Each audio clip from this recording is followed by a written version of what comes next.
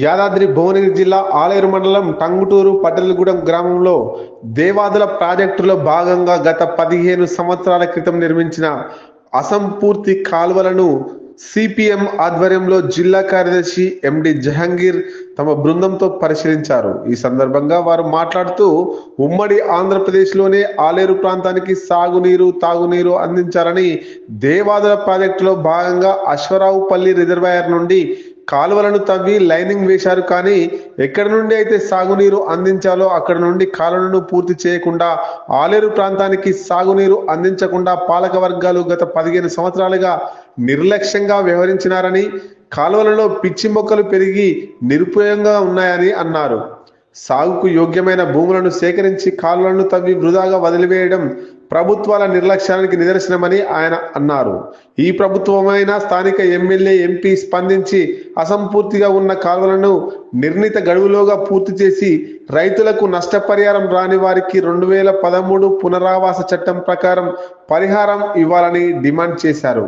లేని పక్షంలో ఆలేరు ప్రాంత రైతులను పెద్ద ఎత్తున సమీకరించి ఆందోళన పోరాటాలను ఉధృతం చేస్తామని హెచ్చరించారు. సిపిఎం పార్టీ జిల్లా మండల నాయకత్వం కలిసి ఈరోజు టంగుటూరు వద్ద కాలువని దేవాదుల కాలువను పరిశీలన చేస్తా ఉన్నాం.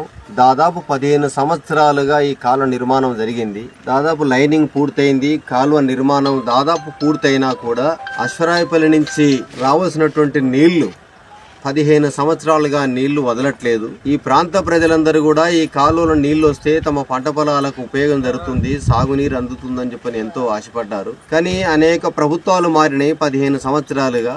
ఏ ప్రభుత్వం కూడా దీనిపై దృష్టి పెట్టినటువంటి పరిస్థితి లేదు. అందుకే ఈ దేవాదుల నీళ్లు కోసం అనేక ఉద్యమాలు జరిగినాయి, అనేక రకాల ఆందోళన పోరాటాలు జరిగినాయి. పోరాటాల ఫలితంగా ఈ కాలువలు మంజూరైనాయి. కానీ ఎందుకు ఇప్పుడు ఉన్నటువంటి స్థానిక ప్రజాప్రతినిధులకు, ఎమ్మెల్యే గారు, అలాగే ఇక్కడ ఉన్నటువంటి ఎంపీ, ఈ పాలక వర్గానికి ఎందుకు ఈ కాలువ దుస్థితి అర్థం కావట్లేదు అనేటువంటిది చెప్పాల్సిన అవసరం. అందుకే ఈ కాలువలోకి నీళ్లు వదలాలంటే కొన్ని చోట్ల భూసేకరణ జరపాలని చెప్పని అధికారులు అంటున్నారు. మరి భూసేకరణ చేయాలి. భూసేకరణ చేసి ఈ కాలువలోకి నీళ్లు వదిలితే 100,000 ఎకరాల భూమి సేద్యంలోకి రావడానికి అవకాశం. అందుకే కేవలం ఇది ప్రభుత్వం యొక్క నిర్లక్ష్యం. ఈ కాలువ విషయంలో, ఈ ప్రాంతం విషయంలో చిన్న చూపు వల్లనే ఈ కాలువ పెండింగ్లో ఉంటుంది.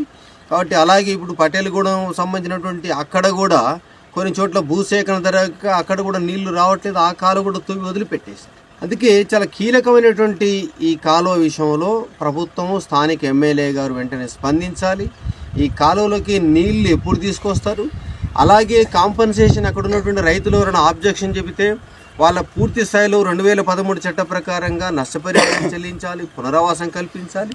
ఆ రకంగా నష్టపరిహారం చెల్లించి కాలువలోకి నీళ్లు తీసుకురావాల్సినటువంటి బాధ్యత ఈ ప్రస్తుతం ఉన్నటువంటి కాంగ్రెస్ ప్రభుత్వం మీద ఉన్నది. అందుకే స్థానిక ఎమ్మెల్యే గారు కూడా దీన్ని పరిశీలన చేయాల్సిందిగా ఈ సందర్భంగా సిపిఎం పార్టీగా డిమాండ్ చేస్తున్నాం.